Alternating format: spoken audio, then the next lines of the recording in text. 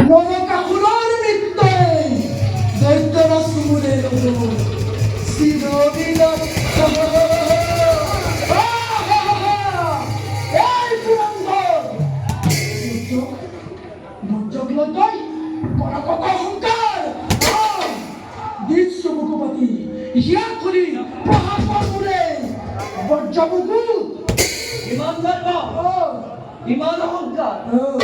মোর মর্যাদ তয় করা তিরস্কার